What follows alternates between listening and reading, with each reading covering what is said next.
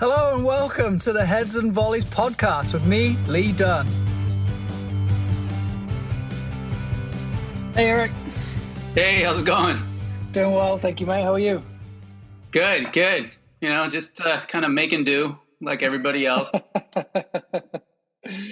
No soccer season certainly hurts that, huh?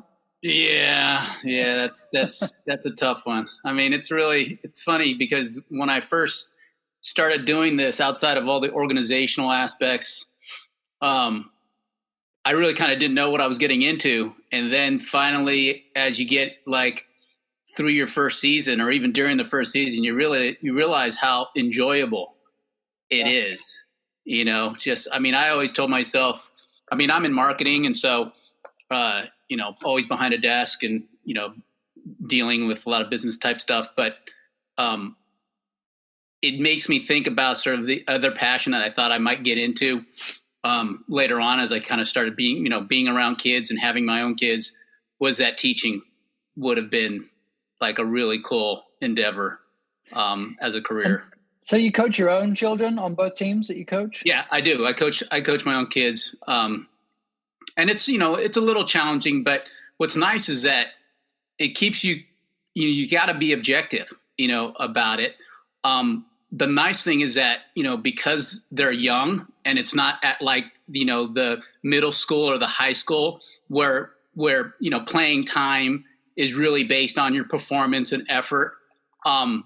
Because it's, we're really kind of more focused on just effort. Hey, you give 100%. I don't care how good you are. I don't care how talented you are or how good your skills are. As long as you are trying and out there kind of, enjoying yourself, then that's really all I care about.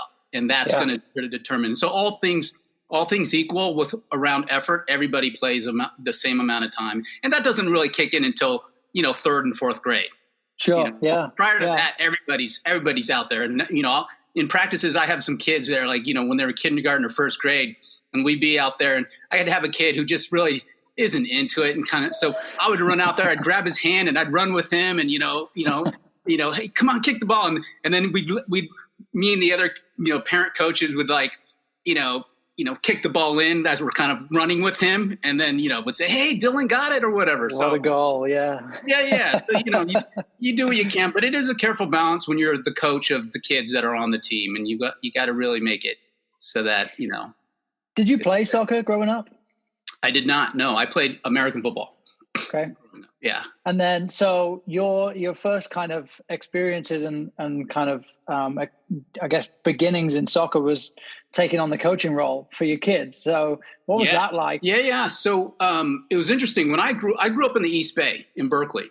And when I grew up, soccer was just kind of getting started. Organized soccer was just really kind of like, and it was the kind of thing that a lot of sort of, first or second generation immigrant families and kids were the ones that were involved in it. Like if a kid had like a mother or a father that was from, South America or Europe or whatever, then they participated in soccer. It was really kind of a big. So in general, it just wasn't a big thing. And so I never got involved in it. I never realized sort of what the sport was all about, but I did everything else like baseball, football, basketball, and did really well and even continued to play football all through college. So when I was introduced to soccer for the kids and took on the role of, okay, well, they need a coach, they need someone. And I've coached kids in martial arts and other kinds of activities, babysat when I was in college and in high school and whatnot. So it was just, for me, it was just a matter of, okay, at this stage at kindergarten, it's really kind of, how do I keep the kids engaged? How do I make this fun for them? It's not necessarily about winning or losing, because you guys as a league, you guys do a great job at kind of like, this is all about learning and development in the younger years and getting them enthusiastic about it. So I really kind of looked to the clinics that you guys had, the coaching trainings and whatnot, but really just hitting videos like YouTube. U.S. soccer's got a lot of really great stuff, a lot of really great techniques, formations, that you can show the kids and kind of get them into it, as well as the games and the skills. sort of the core skills. And of course, as I'm showing them these things, I have to kind of pull my own athletic abilities and learn them myself, because it's a little hard to kind of just tell them what to do without really showing them. And if you do it really poorly, then it's a little difficult for them to say, oh, Coach Eric, he really knows what he's doing. We'll listen to him. And so did you, when you take on all that material, you see all that sort of stuff, how do you start building a season? Do you plan the season overall, or do you kind of go week by week? And then based on that, do you then make what you find fit into what you plan, or do you plan based on what you find, if that kind of makes sense? It was kind of week to week until you got into the sort of the girls started getting, they did really well. The girls are fifth grade, right? The girls are fifth grade now. Yeah, they're going into it. But after we finished the second grade season, we did really well and kind of dominated in the recreational A division. Being what that was, I kind of went along, and tried to kind of figure out game plans and rosters, on-field rosters, substitutions, especially when there was like this whole level of, each kid needs to get at least 50% playing time. Yeah. I had, because on one side of it, as soon as you get into second grade and you're keeping score, on one side of it, you want these kids to at least, yes, you're going to win and lose, but, you want them to strive towards winning without necessarily, hey, we're going to win, we're going to go get them, or any that kind of attitude. So with that in mind, I did look at the kids. I did evaluate everybody based off of like a very large criteria, everything from, effort, athleticism, coordination, behavior, attitude. I mean, there was a lot of different criteria, and these are all things that I knew about growing up in sports and team sports and what coaches would do to evaluate players. And it really was great at allowing me to sort of keep a good balance of high effort kids versus low effort kids together on the field. So I never, it was pretty rare. I always had all high effort kids on the field. And the only time that would happen would be if some more of the low effort kids didn't make that game. And then you would kind of have that kind of situation. Other than that, I had a nice sort of spreadsheet that I could look on my phone that kind of had, so this kid's going in, this kid's, and measuring how much playing time each kid. So it always added up to above 50% throughout the game. And it worked, and it was a great challenge.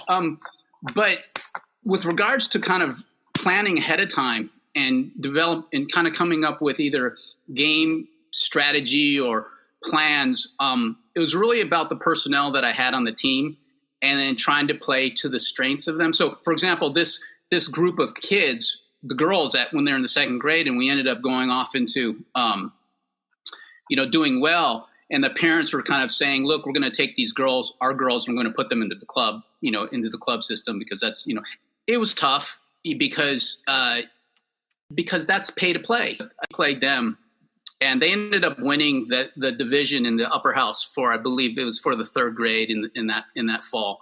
And I go, yeah, we met, we played against each other. And he goes, oh yeah, I remember that team. He says, you guys were good. I go, yeah, it was tough. We had a lot of good moments. I think it was just a matter of, finding a good balance with the girls that are on the field and coming up with a good game strategy and all that. And he says, you know what your problem was? You sub too much. He said, you play too many of your girls.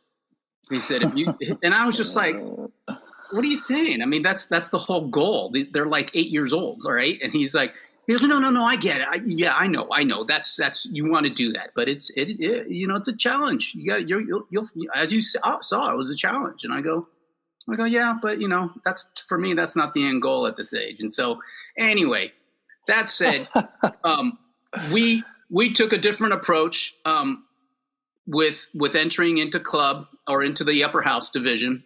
No travel. None of the families that we work with. First of all, there's a big thing about multi-sports. There's a big thing about year-round sports. There's a big thing about that, when you're young and you're developing both mentally and physically, we're starting to see, or not starting, we've been seeing a lot of sort of repetitive stress on kids, in their development. Too many instances of good slaughter in the knees. And so, a lot of times these clubs, they really, and the pay to play, and it's not just soccer, it's hoops, it's volleyball, it's you name it.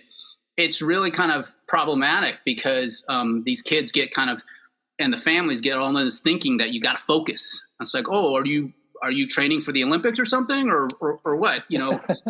But I think it's just kind of this narrative that the sort of the pay to play industry on all the clubs really kind of push upon these kids and these families. And it's kind of, I actually just wrote our athletic director at Sacred Heart about this and saying, hey, look, I know that you see participation in team sports dropping because of the sort of the, pay to play industry.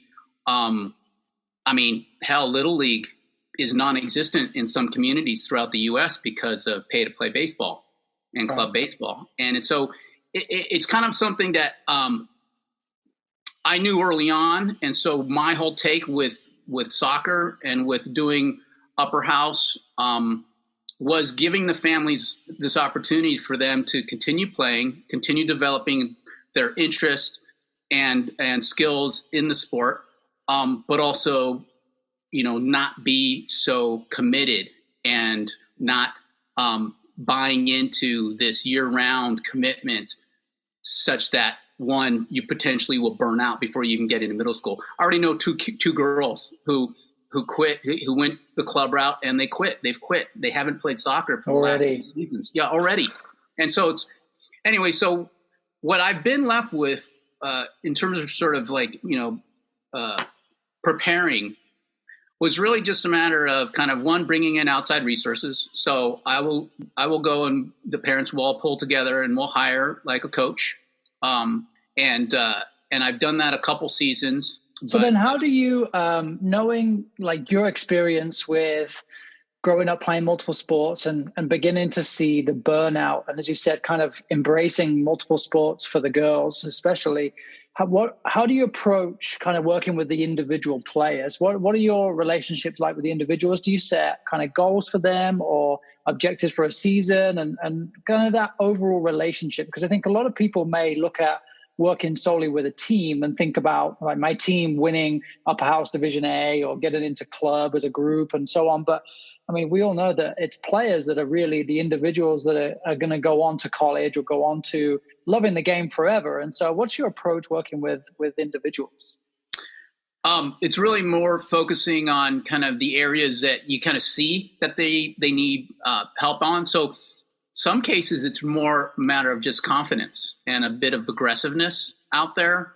And so I'll have conversations with the girls. And it's kind of like, it's a difficult situation, especially since sometimes I'm the only coach that's out there on the field, and I may have like a parent out there kind of just, taking girls to the bathroom or whatever. So having individual time is a little difficult, but what I will grab every now and then with an email to the parents is really saying, hey, here's some videos of some, say, for example, maybe it's just kind of some shielding drills or something like that. You can do this with your daughter. You're heavier, so it's actually a great exercise that you guys can do. And have her just push against you and kind of keep that ball on her outside foot and really kind of keeping herself in between you and her and the ball. And so it's kind of things like that that I'll give individuals information and stuff to work on. Other than that, I will just email the families and say, hey, look, these are the areas that I would like these girls, your daughters, to work on. Please, if you can, 5 minutes a day, watch the video. I've actually sent some of your videos around to some of the girls. Good. I love it. Which have been great. So, so thank you for both of you. Those are actually been really helpful. But yeah, so my kind of like player rating, which by the way, I only see this and other coaches see this. Parents don't see it. Other kids don't see it. It's really kind of a very personal thing. And it's really for us as a way to strategize on-field rosters. And it's nice because I'll update it in the beginning of the season, and then I'll look at it at the end of the season like, oh, wow, her score is a lot higher because she really improved so much in these areas. And so So it's nice. And then I'm able to have that as a talking point with the parents. So we did have, so it's interesting. So since, we've had a rec team and an upper house team, and the questions I get is, well, how did you determine? Because we don't have tryouts. We don't have cuts or anything along those lines. It's like everybody wants to play. Everybody's going to play. It's really, I put a survey out and I had them essentially answer some questions about their child's interests and their effort and their commitment as a family to the two. Because really the big difference in terms of commitment is, well, for upper house, you have to attend both practices, 2 practices a week. And we ask that you at least get some kind of, time at home practicing. And, also with regards to her interest, is she really super interested in soccer? Is she really ultra competitive? Does she want to win? Does she have, does she have this very enthusiastic, thinking around the game and her team doing well? And there's like 8 different criteria that I ask of them. And then I have, or is she really more interested in the social aspects and just kind of being with her friends and, like soccer, but doesn't love it, it's kind of like, and doesn't necessarily want the commitment. And I used a lot of what you guys provided in terms of, is it time to go out for club? You guys have a nice web page that kind of talks, and there's some really good sort of a self-assessment questions that families and the kids should ask themselves about what it is what kind of commitment. So that's how I distinguished between the two. And so we did that and worked out great. And so when I saw a couple of the girls that the parents had requested them to be on the comp team, I said, look, she's being more of a distraction in practice. She's not, excited about the game. When she plays, she kind of walks around and, doesn't want to be there. And so, the parent kind of pushed back on it and said, oh, she's a player, she's a go-getter, you don't understand, blah, blah, blah. And I was like, well, actually, she told my wife when she took that group of them to the bathroom that she hates practice. So it's kind of like, and then in the end, he ended up saying, look, she's just not going to play. She doesn't want to go to rec. She's just not going to play. And I was like, okay. I mean, I wasn't going to force them. This was all, hey, I'm asking. She was one who wasn't really enthusiastic about it. So it just made sense. It was a very logical, very rational kind of approach. But anyway, do you see a lot of that with players that are just, there's almost like parent will is imposed more than the player's will. And I find, especially with the players even I coach, I try and have relationships that they can be honest with me and tell me how they're feeling. And do you find that that's maybe the case with some of your players too, that it's more of a parent kind of desire for them to be playing or for them to be involved in something more than the kid? I think it's a combination. I see a little bit. I mean, there's kind of varying levels of it. I haven't seen yet a parent who's disillusioned about the child's abilities and desires quite so much. I did have another child who was in sort of the same camp, and it was like literally every time I'd put her in, she'd have this look of fear on her face. And I said, you ready to go in? And she's like, just, and I was like, okay. So anyway, I presented it to her parents, and her parents were they wanted to be involved and understand exactly what was going on. And their big concern was they really didn't want to hurt her feelings. And so they wanted to kind of figure out, they understood that it's the best thing for her, but they also didn't want it to be, they didn't want her to be crushed or hurt. And so we had conversations. We went out for coffee. We walked to, after school, after drop off, we walked for a little bit and talked and that was their big concern. And I said, okay, well, here, let me give you some points, some things that you can share with her that I think might help her. And she literally comes to me at the next practice and she says, Coach Eric, she goes, you know what? I think I would like to play with the rec team. And I go, are you sure? And she goes, yeah. She says, I think it'll be better for me. I think it'll be better for me. And I said, you know what, Sophia, you're a great player. And you're going to, at some point, first of all, you need to keep this going. You need to keep playing because you are really an amazing little athlete. You're one of the fastest girls on the team. And lo and behold, we put her on the rec team. And of course, I would see her, she would just shine. And she was out there on the field more often. And it just was so much better for her. So that was a situation where just the parents, you had to kind of work with the parents to really kind of, communicate, be fully transparent.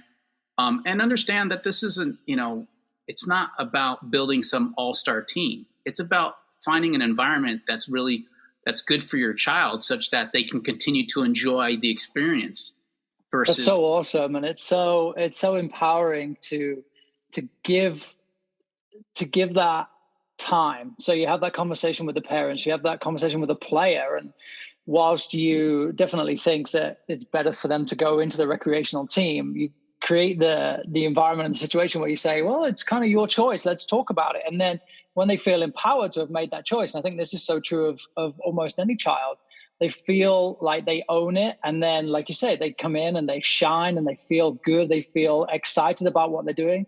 And then if we're really looking at, like you said, what we're doing right now, we're not building an all-star team. We're building individuals that are going to be good people, but they also love the game of soccer.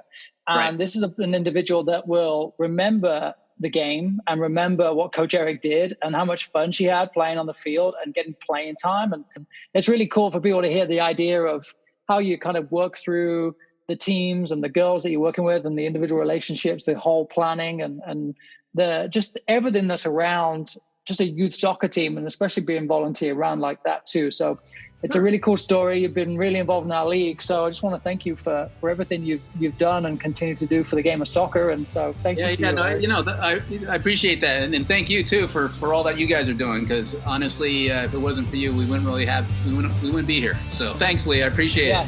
You got it. Thanks, Eric.